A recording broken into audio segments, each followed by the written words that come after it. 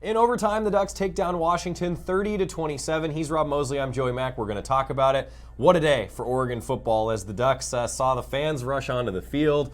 A lot of recruits were in town, which is always a positive to get a win. That was a fun weekend. Yeah, it felt like a celebration of Oregon football. I think Oregon football fans have been waiting for the team to have a win like that, to get to celebrate like in the days of old. In the wake of the Washington win, Oregon moves up to number 12 in the polls. First time Ducks have been that high since early in the 2015 season. Vernon Adams gets hurt, misses a few games, things go south, and really things haven't been quite the same since then. So to get back to number 12 kind of felt symbolic too, because it felt like a kind of return to those heights. There's obviously a very tricky game coming up now against Washington State, but for one Saturday to be able to celebrate like that, to be able to watch the team physically dominate Washington the way they did, had to catch a few breaks at the end, of course. I mean, that was a top 10 team, and they weren't going to go down quietly.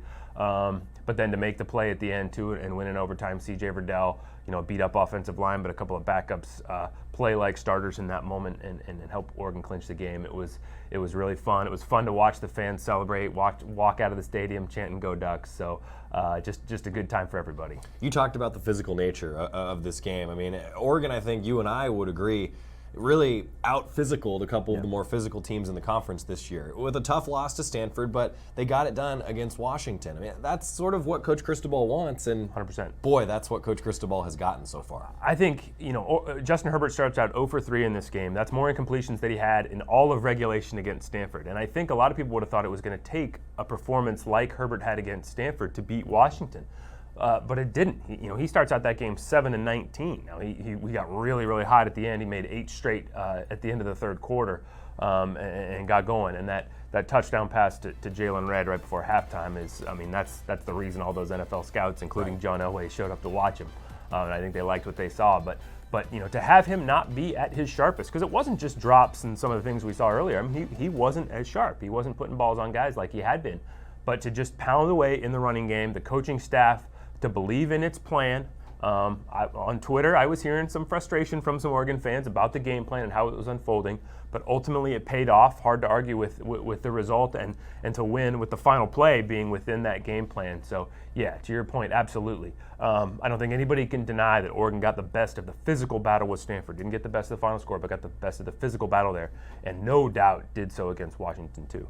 How about the 3 what I call most important timeouts of Oregon's season so far? 2 of them to ice the kicker. The timeout before that game winner. I talked to Coach Cristobal post-game and I asked him what you saw, and he said that they liked what they saw about the certain packages and the way that things were fitting together. And then he credited offensive coordinator Marcus Arroyo with what he thought was a great play call, and boy, it worked out well, didn't it? Yeah, one of the Husky defenders said after the fact that was the perfect play for Oregon to run against that defense. That was the one big weakness in that defense that Washington was running.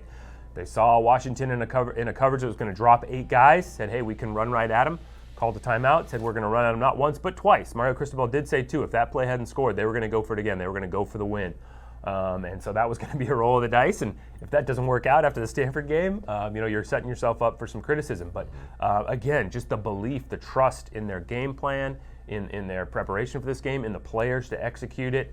And C.J. Verdell, right between Brady Aiello, Jacob Capra, not 2 starters.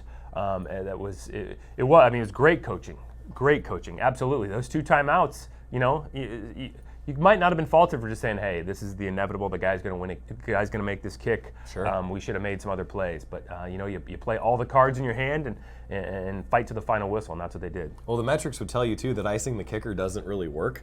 Well, it worked in that situation, so the Ducks are feeling pretty good. It's a freshman kicker, and there are some questions coming out of Seattle in the wake of that game. Like, hey, did you need to let your senior quarterback maybe pick up a few more yards to help out your freshman kicker? And yeah, that's the sort of second guessing you do face, and that Oregon would have faced if the buttons that Mario Cristobal had pushed hadn't worked out. But they did, and again, Oregon got to celebrate a victory. C.J. Verdell, you alluded to it. He carries the ball 29 times for 111 yards, scores 2 touchdowns. Travis Dye as well, 15 carries for 67 yards. Those 2 really split the load and did a nice job. Yeah, and one of the things that really impressed me, neither one of those guys had a carry for lost yardage. That tells you just how, in this pistol formation, how when you're running downhill the moment you get the ball, it's hard to stop a guy in the backfield, and then how hard those guys hit it and how well the offensive line protected. And that's with Penei Sewell and Dallas Hormack getting hurt and Aiello and Capper coming in. Throckmorton's shifting sides. He's just so versatile. The guy could literally do anything. He said after the game he thinks he could play all 5 positions and get by capably. He was the starting center in the spring when Jake Hansen was out. So that versatility paid off. But just a really impressive job in the run game. Everybody helps with that. Tight ends protecting as well. C.J. Verdell, as of this week, finally in that starter slot on the depth chart, sort of acknowledging what's been reality the last few weeks heading into the Washington State game, that he is the starting running back on this team. He's the bell cow. And looking like a pretty special player. Dylan Mitchell in the passing game continues to be the alpha dog. For him, 8 catches for 119 yards and that touchdown. I mean, you talked about the throw that Justin Herbert made to Jalen Redd. How about the moves that Dylan Mitchell made to get in the end zone? It was impressive. Yeah, he's so elusive. It's fun. He's not the fastest guy, and he's not even the shiftiest guy where his cuts seem that explosive, but I think he's just so strategic, so tactical, the way he sets guys up and jukes him. And you've got to be tough to do that because you're going to get blasted by about 4 dudes. The longer the play stays alive, the more defenders are going to run to the ball, and he doesn't care. He's tough as nails. Put a guy on skates to get in there. You saw, he was about the only guy that had much luck getting open. That's how good that Washington secondary was. But he did get open. I mean, he did have another big day. 3rd straight 100-yard game. Only the guy in the conference that can say that. He's averaging over 150 yards a game in conference play, which leads the Pac-12 by a wide margin. He got a couple more chunk plays. We talked going into the game about how hard chunk plays are to get against Washington. They don't give up gains of 20 or more yards. I think they'd only given up 12. Well, they gave up 3, and a couple of them were Dylan Mitchell. He continues to pad his resume and just develop into a guy I'm not sure any of us were 100% sure he was going to be. I mean, he looked like a good possession guy. Again, not necessarily a breakaway guy who's going to put up huge numbers, but man, he's just defying that. He's really having an impressive run right now. He's been really good, and the defense has been as well. Yeah. We've talked a lot about the offense, and that's always kind of, they get the big numbers, but boy, the defense played another tough physical game. And Coach Cristobal said they knew that it was going to be a dogfight, no pun intended. Yeah. I mean, it really was in the trenches and all the way around. The defense did a nice job. Yeah, I mean, you look at that 4th down stop. You want to talk about physicality, where Washington ends up muffing the snap. Well, if you've got Jordan Scott sitting over you as the center and the quarterback staring at him, coming right at you, he's got that big neck roll that he was wearing that just looked awesome for this game. And he just blew up the line. He destroyed the line. He got off the snap so quick. It was insane. And just that front 7, the whole game was just relentless. The pressure they were able to get on Jake Browning with help from the guys on the back end. But they were just chasing him right and left. They were hitting him the whole game, which gets into a quarterback's head, gets him a little tentative. Those guys, that front 7 is really looking like a force right now. They've been very, very physical, but you mentioned it, the back end has helped them out as well. And I think that was a key in this game is Jake Browning's going to extend plays. We saw that happen a few times, but for the most part, the secondary did a nice job as well. Yeah, and they had some talented receivers, too, who've been putting up numbers and were very, very quiet. Diamador Lenore gets the early interception. There was the one long pass play for Washington. They made a play late in the game. Other than that, you didn't really hear much. You didn't really think much about Oregon's corners in that game, and I think that's to their credit. There's plays, Jake Browning, I mean, he's a senior. He's good, even under pressure, at keeping his eyes downfield, looking for guys to get open in that scramble drill. And it happened 2 or 3 times, but given the amount of pressure he was under and the time that plays took to develop and that he had to throw, even though it was under duress, they had to cover. Oregon's corners had to cover for a long time in a lot of those situations, and they did so. I just thought it was a really good game for those guys overall and really encouraging going against Wazoo.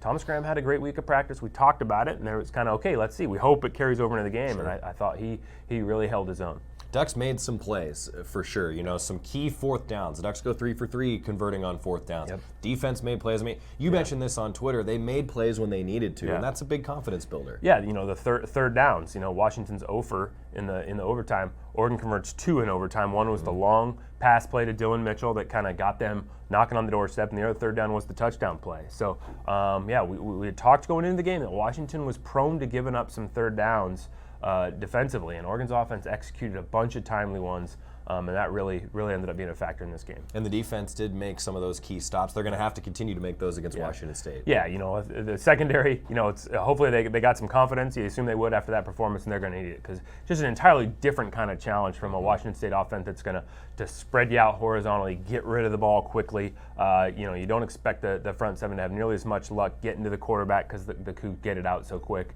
And you're going to have a lot of guys that cover, guys like Ugo Amadi, with that cornerback back background. That's a good thing, but he's going to have to cover Javon Holland, Nick Pickett, those safeties, the outside linebackers a lot. We've seen some situations where Justin Hollins has been pressed into coverage.